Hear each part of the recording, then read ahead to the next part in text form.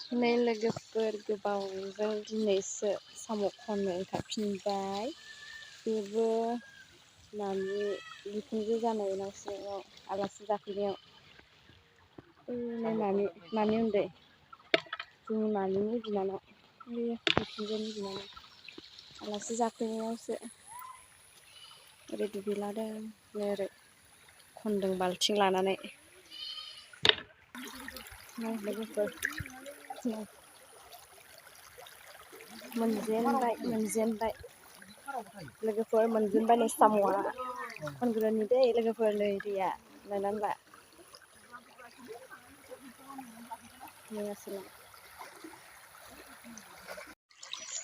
लोगोफोर साम' खनदों बेसेबां मोनखो बागि बेसेबां मोनजेनखो एसे मोनहांदों एसे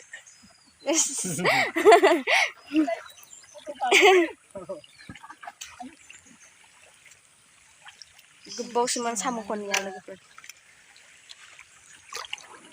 आलासि जाफैनायावनो साम' खननानै लांसै नै आबैयाबो खनदों आबै जायो ना मा जायो मिथिले खनदों इबो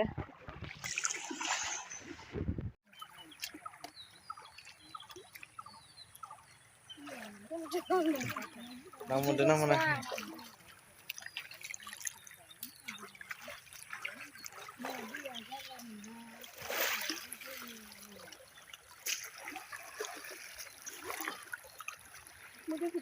आइलायाव दोनदो ना हमग्रा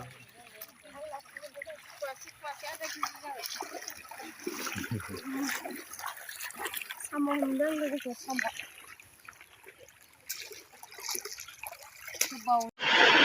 आयौ नै लोगोफोर आलासि जाहैनानै फैफिननायाव अखासो लोगो मोनबाय दखानावसो थाथ'नांबाय नै 9:00 अखा हाबाय नै लोगोफोर अखा हाथेबाय नै गाइस एम्बुआ दिमोनायाव हमहैनाया जोंनिया लोगोआ बस्तायाव सोना दोनबाय माखासे गोदाबाय नै जि गिदिर बोराय खानो ने आय जि मोजां नुदों वाव नै लोगोफोर एम्बु बेदर जानोसै फार्स्ट टाइम गोदाग्राया मोनायाव हमहैनाय एम्बुआ नै दिनै मोनायाव हमहैनाय एम्बुआ गिदिर लोमजादों गोमो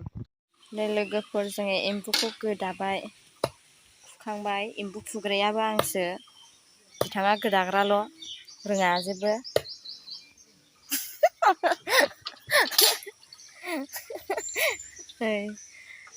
गोदानायसै नै एम्बुखौ वाव जानायसै यामि गाइस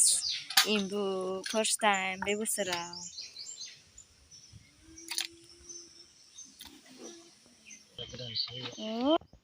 मावलायथिदों नै खाथियाव गारनाङा बुखा मा मोनामगोन गोजानाव गारहै होमबाबो नाङा